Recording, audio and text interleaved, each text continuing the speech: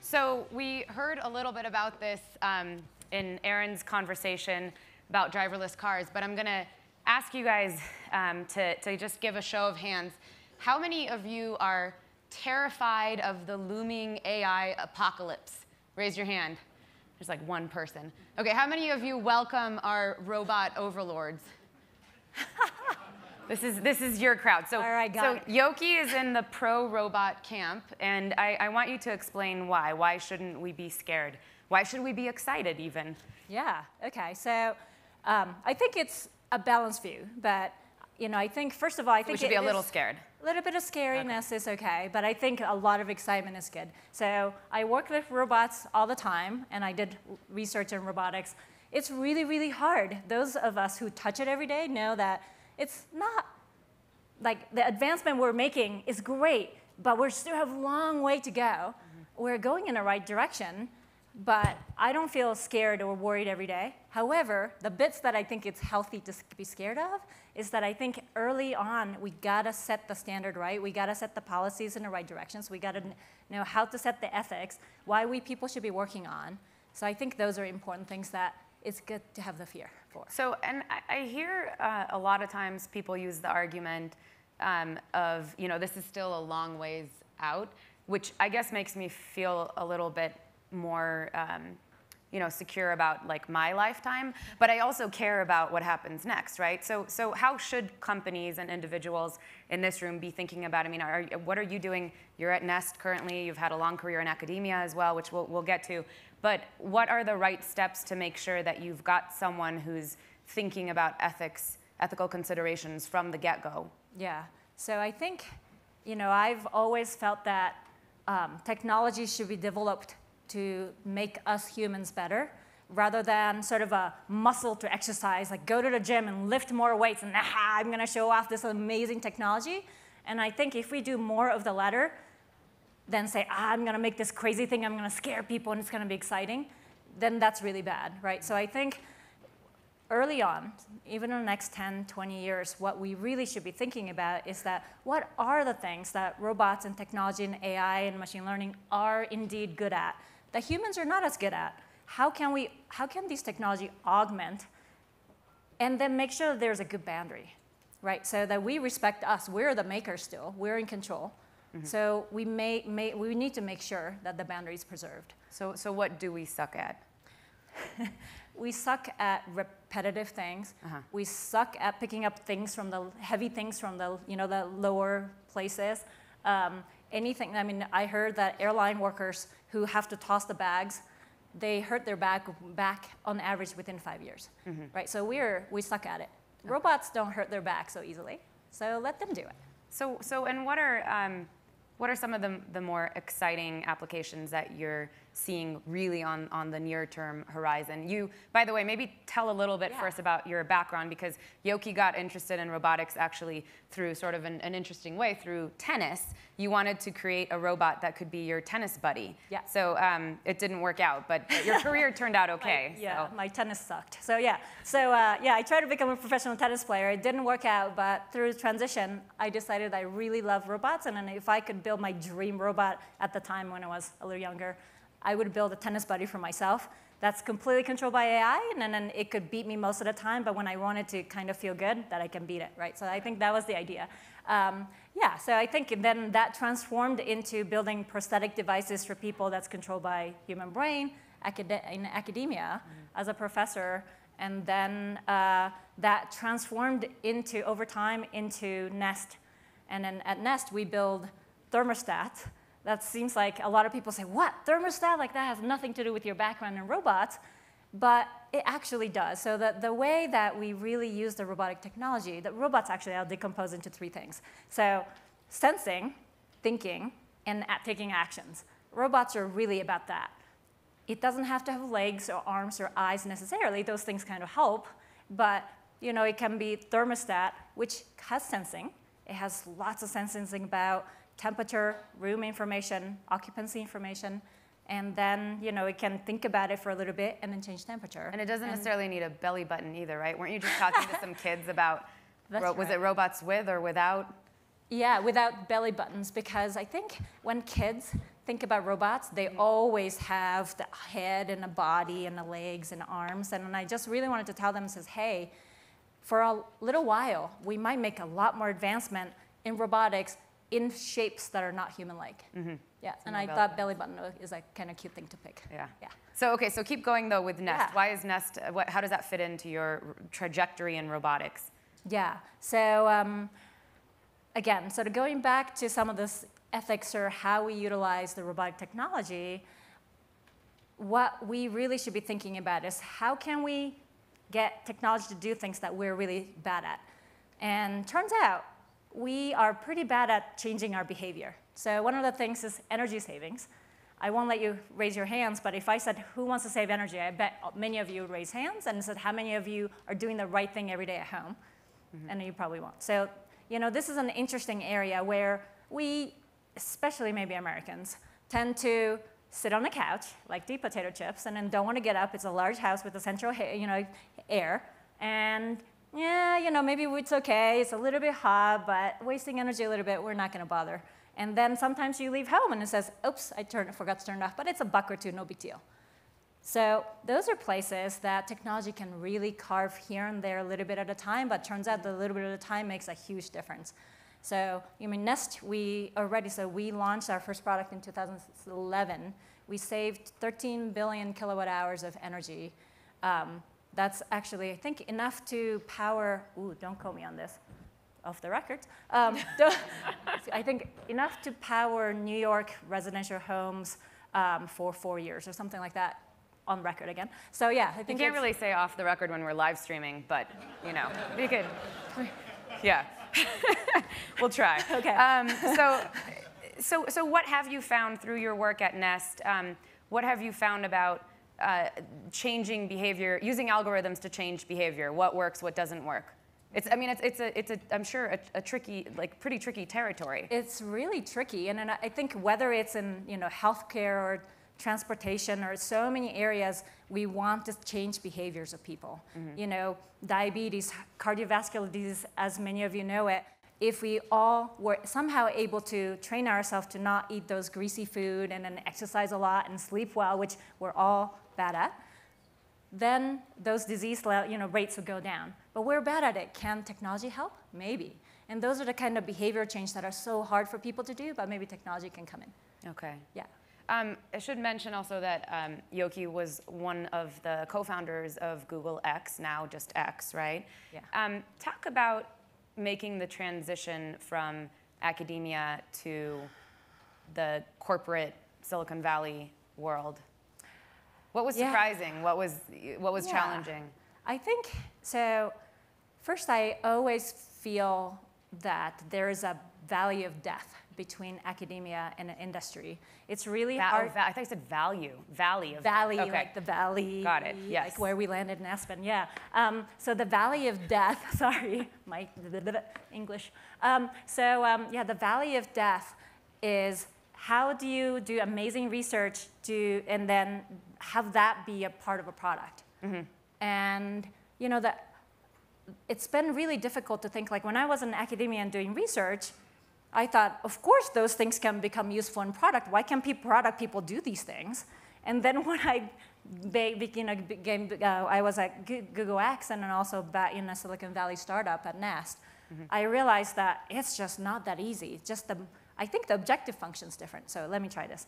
As a professor, you're told that first you have to write grants about ideas that doesn't exist. Then you get money. Then with that money, you have to hire grad students who are like 22-year-old, and then you have to make sure that they become researchers, and then make sure that they write journal papers because those journal papers are the ones that get you tenure, right? So that's their objective function. And those journal papers typically have, N of 10 subjects, and then that's good enough. Like it kind of proved a little bit of the point of this dream that you wrote in the grants. Now, industry side, we're building something that works for everybody, millions, billions of people. And that bridge, only proving something works for 10 people, and then going to something that consistently works for everybody. That gap is boring for everybody, turns out, right? So academic people says, can you publish a paper that's something already been proven for 10 people that also still works for a million people? They'd be like, no way. But if you go to the product people and said, hey, there's a journal paper published, and then can you make it into a product? And they're like, we don't have time for that. We're busy executing right now, right? So I think that's where the valley of death is. And as we move forward, I'd love for big companies to spend more time in that area. What is the solution? I mean, what's a model that works? And I'm guessing you might say Alphabet, which we should ask you about that too, whether or not that works. But what do you think is the solution to that valley of death, besides talking to each other more, communicating more? Yeah, and I think there might be both. I think there are different models of research labs in different companies, right? Like Microsoft Research is a lot more like academia, people publishing papers. They're great for marketing. They're for maybe 2%, 5% of the work that is really transferable, translatable. Art being translated in Microsoft is in the forefront of many things because of it. Google X, of course, works a little bit differently. They do moonshots. They put a lot of money on things that they can bet to have a paradigm change. And they have been successful in paradigm change, not necessarily in product that everybody's using, right? But still, it's a success in their own metric. How should this value of death be addressed?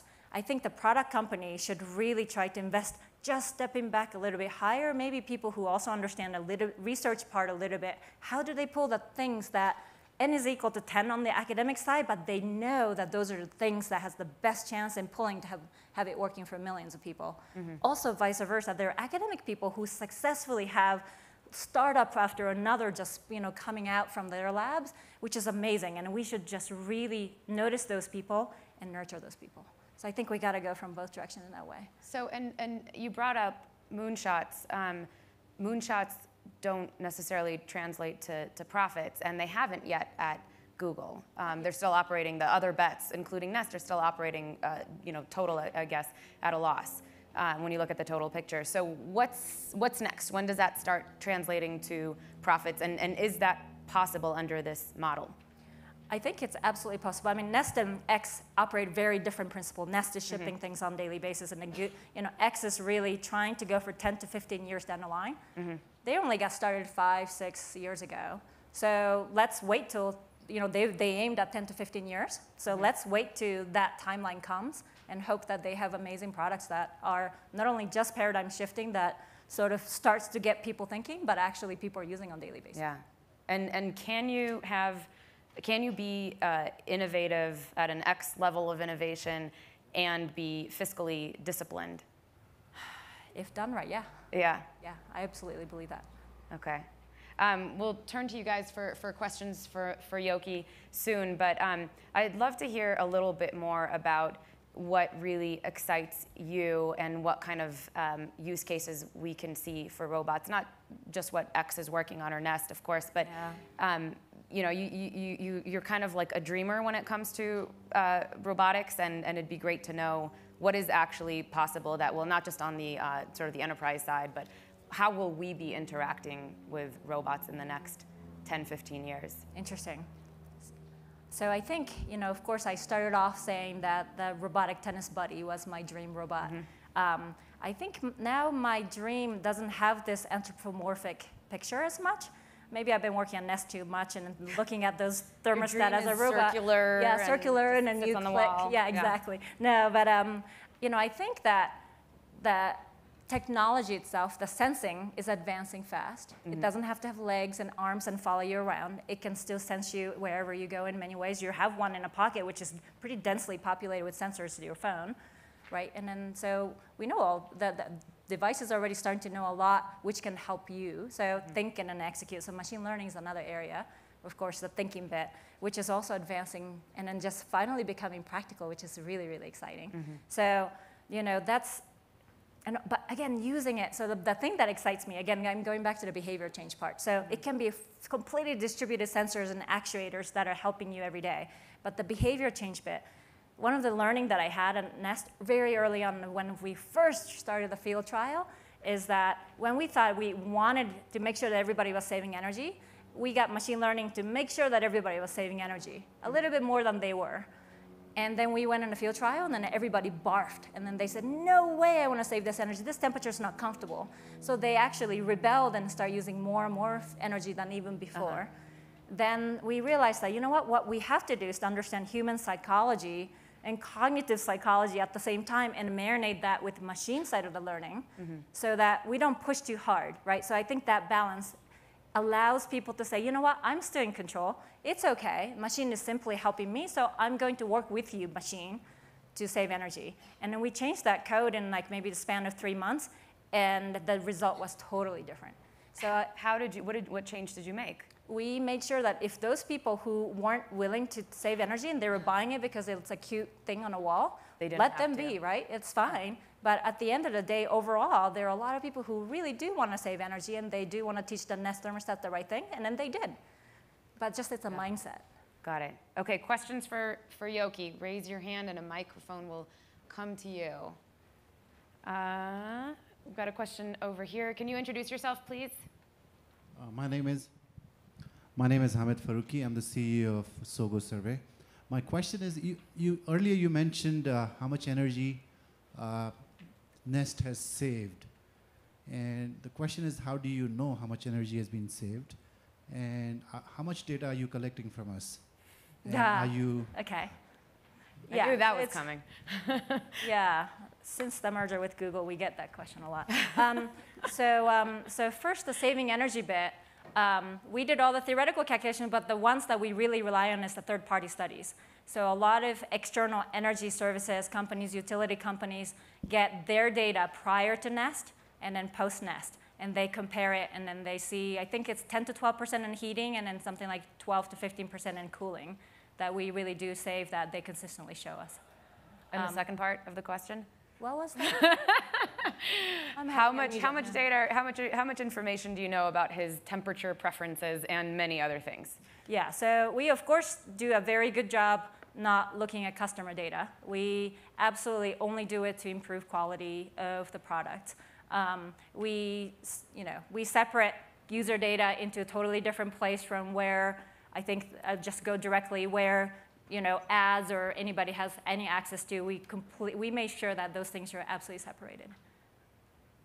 Okay, question back here. Michael Schrag with MIT, and a Nest user. I'm a little surprised by your characterization about saving energy because we use it for convenience and the saving energy is a byproduct. The thing that surprises me is you have a great presence in our home. I know about your Dropcam, your camera company. Why don't you invite us, why don't you send us a sensor or a device that builds upon the environment management aspect of it? Why is the user experience not more closely connected with the R&D and innovation initiatives that you lead, particularly since your answers have stressed the sensor portion of the robotics value circle? So let me just rephrase and make sure I understand. So why don't we distribute more of our sensors which collect data for R&D purposes and, yeah. I'm a customer, I like you. Yep. Send me something that adds value, but I you can use as part of your R&D. Yep. I completely agree. I think we should be doing a lot more of that, and then we hope that we do more of it. Why don't we do it yet? We started off just like a small startup and very focused on product at first. And starting off with a product focus often means that we have to say no to some of the things that we really also want to do. I'm an academic person who came from academia. I totally understand the value, and I love to see that happen. So it's on the roadmap. Love to see that happen. Okay. I don't talk about company roadmap. Got it. Yeah. Okay. You can say off the record. We'll turn it off for a second. Really? I'll do it again. Other questions for Yoky? Raise your hand. All right, I will ask you a question. I don't see. You can still raise. Oh, there's one over there. So. Can you introduce yourself? Oh, sorry. Nico Van Sommer, and I'm the CTO of the Linux Foundation. We've seen robotics being presented in sci-fi movies for decades, doing one of two things: either making the world a better place, giving us superpowers, or you get dystopian dramas like WALL-E, where humans have become fat and lazy because of too much automation. How are Nest going to make sure that we have superpowers rather than get fat and lazy? Well, we have to think correctly, right? So I think exercise, I mean, keeping people healthy. Actually, Nest's mission is to create a home that, that cares for people inside and the world around it. Caring for people means exactly what you said. We cannot neglect exercise, eating well, all those things, right? So if they're getting lazy because of us, we're doing the algorithms wrong. Any other questions for Yoky? The microphone's coming to you. So robotics. Can you introduce yourself again? Sorry to. Okay, Hamid Faruqi, CEO Oh, I'm of sorry. Sogo You already Survey. spoke. Never mind. Everybody remembers who he is, right? The question is, so some companies are very responsible and doing everything systematically in building robots that would follow certain rules. Long back, I read these rules by Asimov in his fiction about how robots would be governed. My thing is, like there would be irresponsible companies or companies out there, maybe in China, maybe somewhere, that would start to make robots that could fail and cause trouble with humans. Do you not see that happening in future? I mean, is that not a risk? It's, as I said, I think it's an absolutely risk that we should fear for in a little bit, but that control, we have to, it's like nuclear power to a certain extent, right? That, yeah, we should, I'm sorry, maybe I shouldn't have said that. God, I am not on a good roll over here. Can I get out of here? Just kidding. So I think we should absolutely fear in some way this amount so that we bring the right policy, each company, then each country, and then a worldwide. And we should absolutely try to make sure that we talk about it enough to make those rules to happen. I agree that they are, like the 3-parent DNA thing. Was that the right thing? Was that the wrong thing? It's a great scientific advancement. Mm-hmm. I think, I mean, in your defense, Yoky, to help you out, but I think obviously technology, anything that you guys are working on can be used for good and for bad, and that's always been the case. Speaking about uses for good, just very, very briefly, can you tell us about your nonprofit work? You've been involved in health applications for a while, but just give us like one little glimpse into what you're doing on the nonprofit side. Sure. When I was a professor. It has to be brief. Oh, yeah. Once upon a time. I'm not doing well, so might as well. No, you're doing great. You're doing great. No. So it's a nonprofit that is for building devices and technology for kids with disabilities. And the disabilities started off as physical disabilities, building physical devices. We're also moving towards learning disabilities and mental disabilities that are going to require more of the software aspect as well. And what is it called? Yoky Works. Yoky Works. All right, Yoky, thank you very much. We would love to have you back, and and we're not too scared, so it's okay. All right.